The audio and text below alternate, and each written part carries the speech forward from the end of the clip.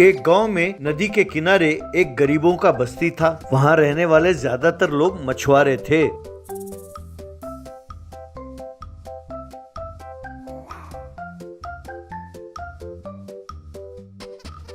उनमें से कुछ लोग मजदूरी भी करते थे।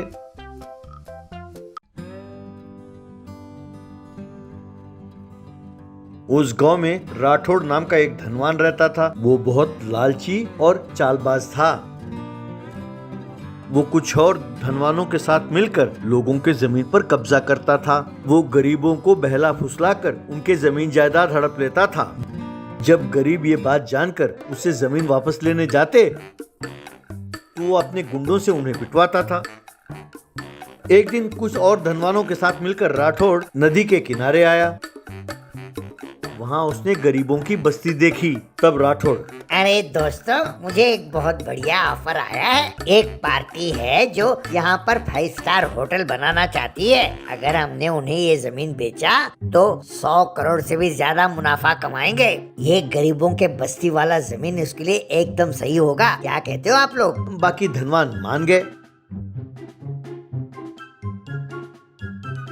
अगले दिन राठौड़ गरीबों के बस्ती में आया और वहाँ पर गरीबों के मुखिया से, भाई साहब, आप सब कई सालों से यहाँ पे अपनी जिंदगी गरीबी में गुजार रहे हैं, तो मैं सोचता हूँ कि आप लोगों के लिए एकदम बढ़िया मकान बना कर दूँ। अगर आप लोगों को मंजूर हो तो मैं गांव के दूसरे किनारे आप लोगों के लिए बहुत बढ़िया पक्का घर बना कर दूंगा। तब उन गरीबों का मुखिया, साहब जी, ये सब तो ठीक है, लेकिन इसमें आपका क्या फायदा? आपको तो पैसों का नुकसान होगा ना साहब जी।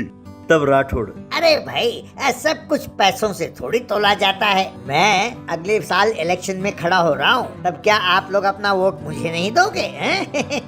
मैं इसीलिए ये काम कर रहा हूँ आप लोगों के लिए। अगर आप लोगों को भरोसा हो तो ये कागज है, इसमें दस्तखत कर दीजिए।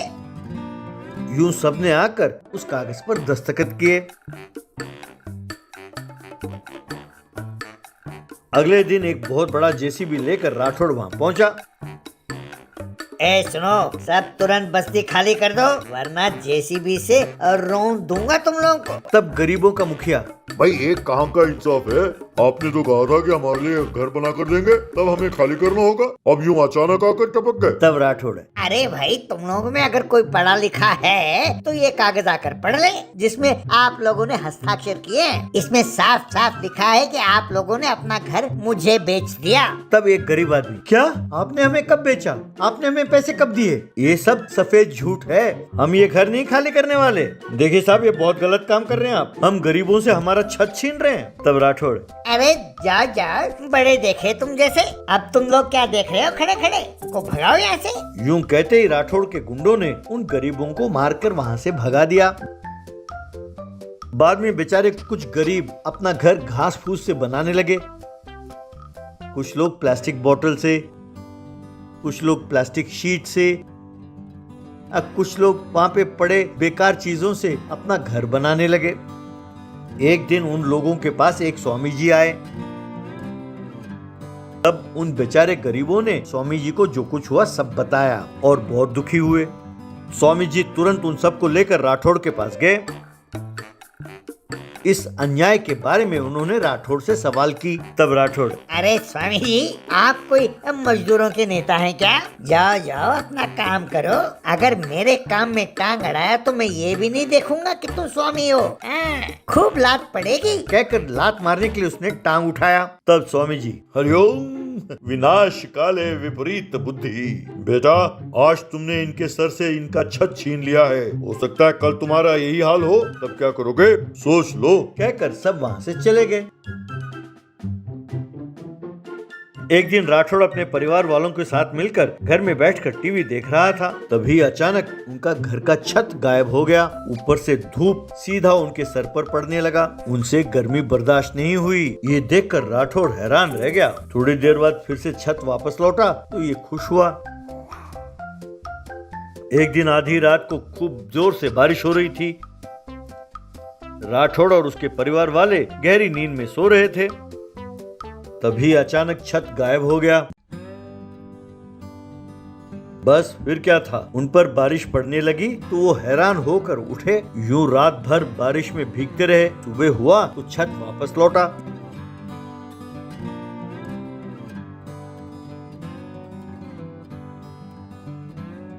यूं राठौड़ ये नहीं समझ पाया कि कब छत रहेगा और कब छत गायब हो जाएगा। वो बहुत परेशान रहने लगा।